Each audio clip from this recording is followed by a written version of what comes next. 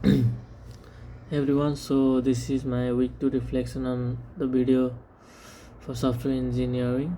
So let me start by why Agile exists. So the lecturer started by explaining why we even needed Agile in the first place. And basically, the old way of building software, they weren't just cutting it anymore. Like those old processes were designed for massive project that looks that took years to complete, and the bigger problem was they assumed you knew everything about the project right from the beginning. The requirements, the design, all of it locked in from day one. But in real life, that almost never happened, right? Things change, the client change their mind, technology change, and these old methods just couldn't keep up with that. On the top of that, the required crazy amounts of documentation, super complex process, and developer basically burning themselves out just to meet deadlines. So what is Agile? That's where Agile came in. Agile is basically a family of software development approaches, and they all share the same core idea, which is work in small pieces, get feedback often, and ready to adapt. The whole scene behind Agile comes from something called Agile Manifesto, and the lecturer walked us through it. Four main values. So number one is individual and interaction over process and tools, meaning the people and how they communicate matters more than following a strict process. Number two, working software over comprehensive documentation. So instead of writing endless document, just build the thing and show it working.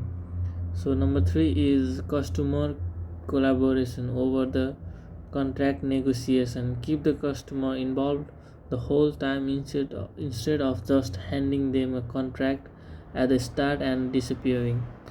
So as the number four is responding to the change over following a plan dogmatically. So if something changes, you adapt. You don't just blindly stick to the original plan. These are the four values basically sum up to the entire agile mindset. So the other part is the agile methodologies. Sorry. Now the lecturer went through the several specific agile methodologies. So let me quickly cover that. So first we have extreme programming or XP. This was one of the earliest agile methods. It's it's big on things like peer programming, where two developers work together on the same code, and continuous testing and keeping releases small and frequent. It also promotes a 40 hours work week, which I thought was interesting, basically saying don't overwork you develop I mean don't overwork your developers because that's not sustainable. Then there is Scrum, which is honestly the most popular one used in industry right now. The Scrum works in short cycles called sprints, usually 2 to 3 weeks each. There are three main roles: the product owner, who communicates with the user and decide what goes into each sprint; the scrum master, who acts like a coach and keeps the team on the track; and then the scrum team, about 7 to 8 developers who actually build the product. Scrum is built on three pillars: transparency, inspection, and adaptation. Then we also covered Kanban, which comes from Toyota manufacturing system. Actually, uses visual board, basically columns like to do, in progress, and done, to make the whole workflow visible to everyone. The idea is to keep work in progress minimal and just focus on finishing tasks before starting new ones. And um,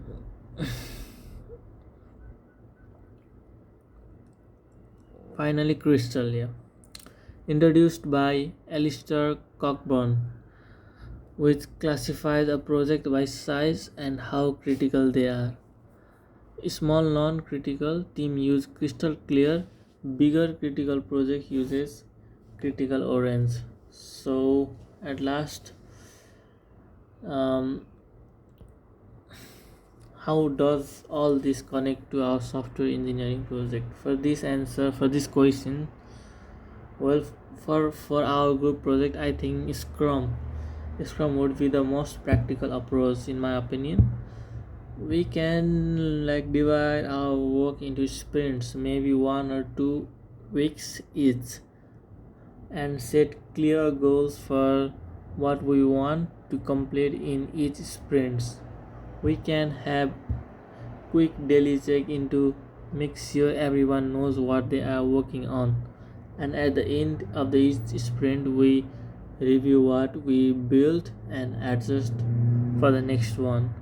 We could also use a Kanban board, even just something like Trello, to keep track of tasks and make sure nothing falls through the cracks.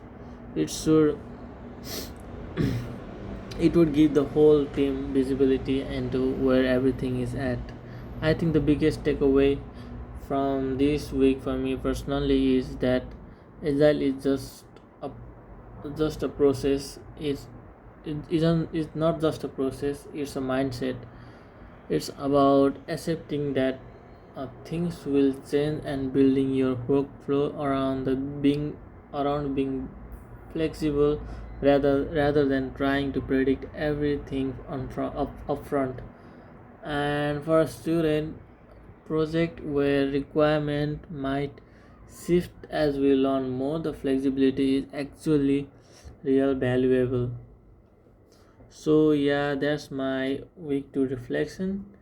We cover why traditional method failed, what Agile is all about, and the Agile manifesto, and the key methodologies like Scrum, XP, Kanban, and Crystal, and how we can actually apply Scrum and Kanban to our own project.